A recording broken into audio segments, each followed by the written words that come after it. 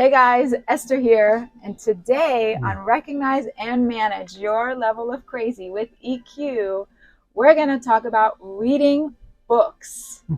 And I'm here with my new friend, William, and we have a treat for you, let me tell you. So as you see here, there is a lot of books behind me, and you might be thinking, well, why are you doing a series on books, right? It's kind of random, but I'll tell you why. Because many years ago, I found this adorable, quaint bookstore. I met William, and I just fell in love with this bookstore. But, at the time, I just moved on, and, life happens. But recently, I wanted to bring Tom in and show him around. And, of course, he fell in love, too. And so we wanted to do this video with William and really get an understanding of how books are an excellent tool for improving our EQ. And so before we do that, I want to show you a quick glimpse of this beautiful little gem. So hang on here with me as we panorama.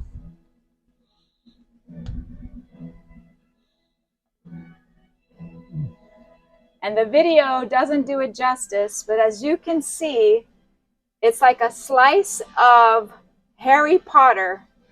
And when you walk in here, it is the most beautiful, quaint, interesting little bookstore that you have probably ever seen, especially nowadays with everything that's gone digital.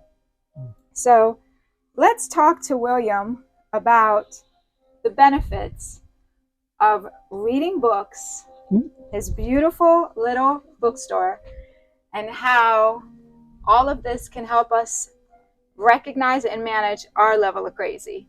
Oh, crazy. Okay. So, William, how are you doing today? Great.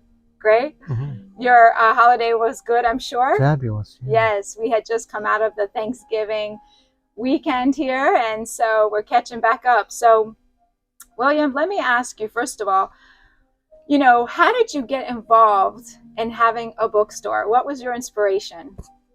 Just the love of books, actually. We had books in our family. My mother read to us, and we read, and always had books. And I just felt there was a great treasure trove in there. And I bought more and more and more, and then started selling some. Amazing. Yeah. Okay. And the great news is that you do have a website, and we'll get to that later. Yeah. So yeah, with technology and everything now, you have worldwide, yes. People can come and either purchase the books here, yes, and also through the internet. So when you first started, did you ever imagine that would happen? No, it wasn't on the drawing boards even. It was nothing. When I started, the only way to interact with the rest of the world was by advertising in a journal. And then they actually had journals that placed advertisements for books that people wanted to buy and books people wanted to sell. And that was it. That was it. And that took a long time. You had to place your ad, hope someone responded, buy postcard, respond to them, and back and forth. It'd take 6 months. Yeah, wow. So how did you make a living back then? I opened a store, and back then there was no competition on the internet, so it was a retail store. And once I became established, I was the place to go, and I set the prices. Nice. And that was this store? No. This was in Akron, Ohio. Oh, in Ohio. Okay, yeah. Very good. So, so let's talk about, you've been doing this now for how long? 54 years, certainly. Whoa. Yeah. So you were a spring chicken back then. Yeah, well, it was my 20s. In your 20s. Okay, yeah. Very good.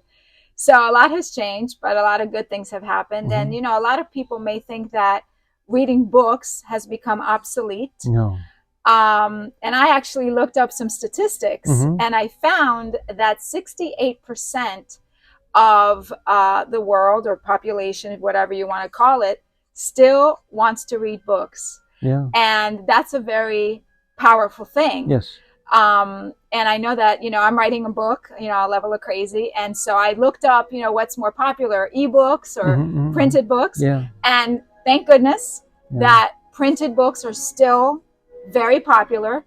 And actually, some of the benefits, and I'm sure you know this, some of the benefits of reading real books or printed books are that you can understand the plot better. Oh. You can absorb the information better. You become a better reader. Yeah. And it's better for your eyes and so many other benefits. Really? I didn't know all that. Yes. So I get prepared. I do my research. Yeah. But tell us some of the benefits that you have found through your expertise being in the bookstore industry. Benefits to me? Yeah. I learn a lot. Every day I learn something new. It's incredible. It's this huge amount of information that I have to digest to determine what to buy, what to sell, what kind of book it is. Is it a good book? Is it worthwhile to put on the shelf? Is it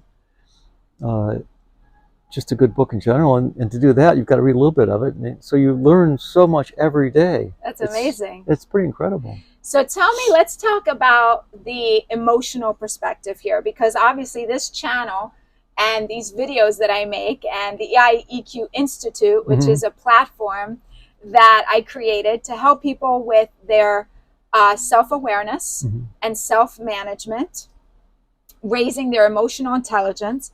And so what do you feel has helped? Well, how do you feel, first of all, that this and books and your business and everything has helped you with your self-awareness and self-management?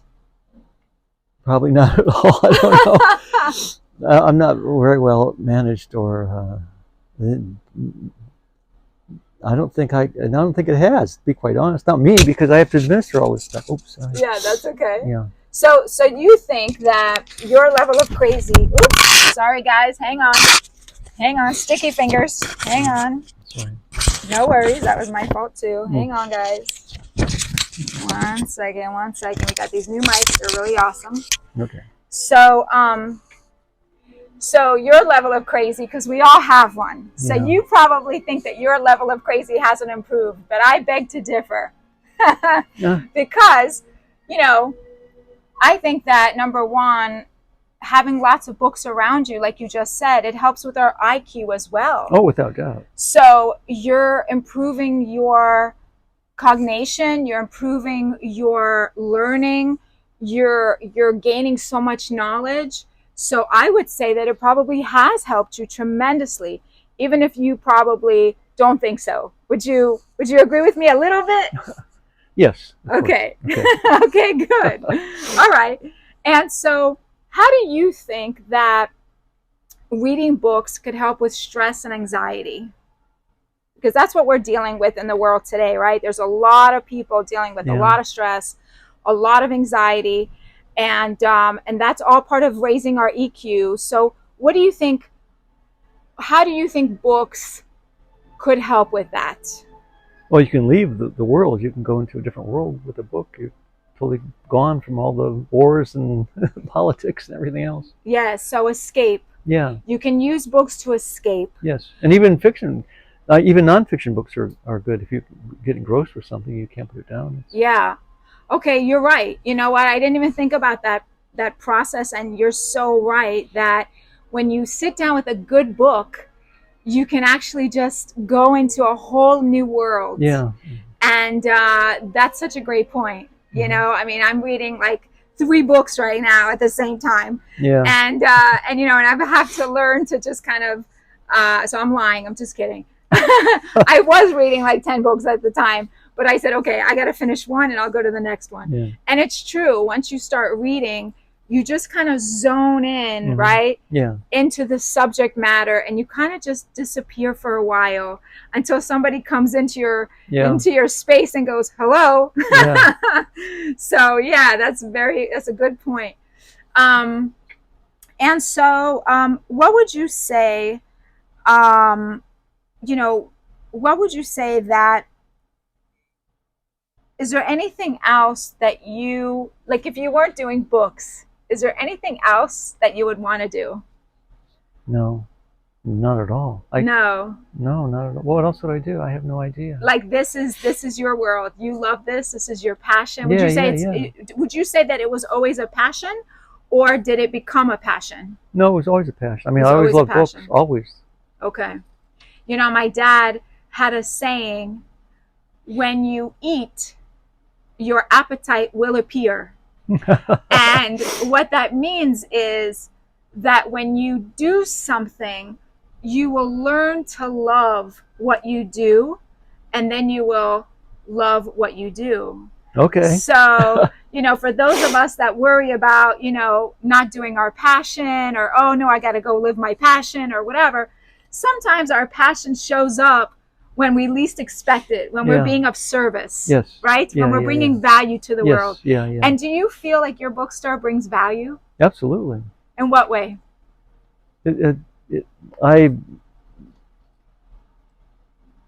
I guess I can answer by saying that my clientele has changed dramatically. My clientele now is, according to Square, 70% under 31. Wow, 70% under 31. Okay. And of those, about 80-some% are female. It's interesting. It's 81% is female. Yeah. Whereas before, I'm talking 50 years ago, it was 80% men over probably 40. interesting. So 80% were over 40. Men. That's fascinating. It is. It's And, totally reversed. I didn't yeah. realize that till someone asked me what my clientele was, and I started thinking about it, and then I thought, oh my gosh, it's totally reversed. Yeah. Would you say that that is because a lot of people are single today, more single? The family unit has kind of broken down a little bit. No. And you maybe people are more single. They want to keep their minds occupied. They're looking for something else to fill that void. I think there is a void there, but I don't think it's that myself. From judgment of people by, I think that, and this is just my thought, but Yeah. I think there's been a loss of interest in organized religion of sorts. Okay. And people are, so suddenly there's no organized religion. So what's going on in the world? Right. And they're trying to figure that out. And so we saw a lot of philosophy and New Age and things of that nature that.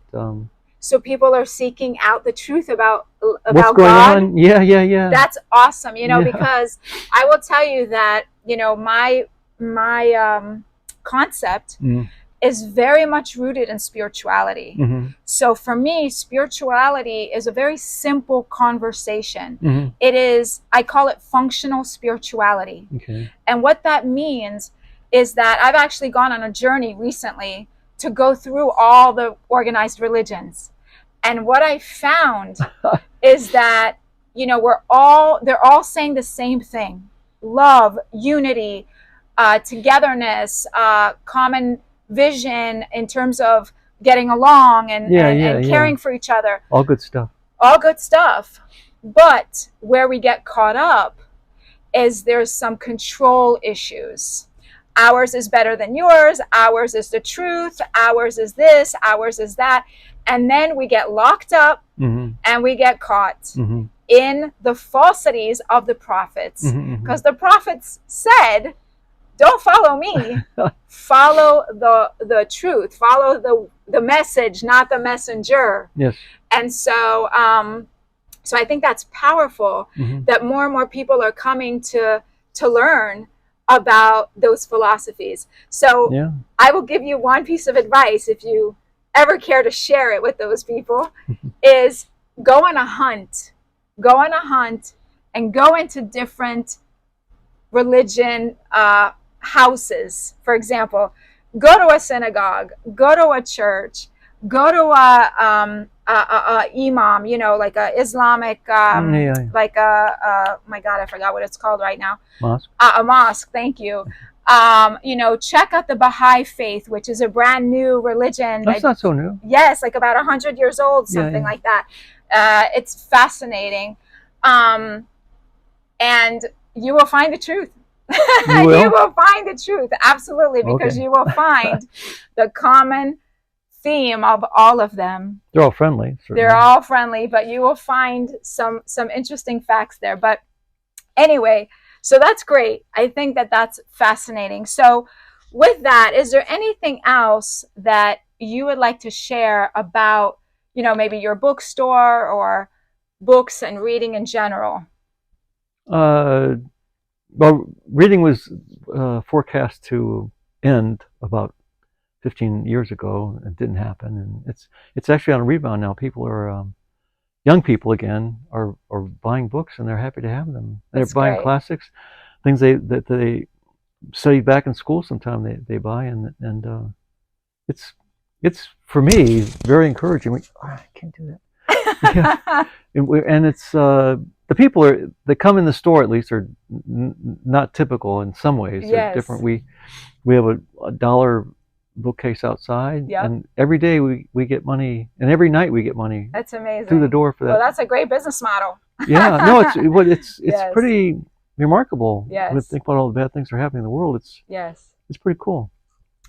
So guys, there's so much more to say, but I like to keep these videos short and sweet, and I really encourage you to, number one, come and visit, this beautiful spot. If you're in Florida and if you're local, I will put the information below. And also, really get back into reading if you haven't recently, or if you are a vivid reader, continue, because it is amazing. And so with that, guys, as always, when you know and understand yourself, the world will know and understand you too. And do you want to join me for my last quote here? Okay. I'll guide you. Ready? Okay. And what's the best that can happen? What's the best that can happen? That's right. That's it? That is okay. it. So with that, guys, thank you so much for watching. And if you like this information, if you like this video, please thumbs like. And if you're watching YouTube, please subscribe to help support this channel and everything we're doing. So thank you so much. All the best. All right, William. Thanks so much. We're going to get back to reading. Okay. See you later. Bye-bye.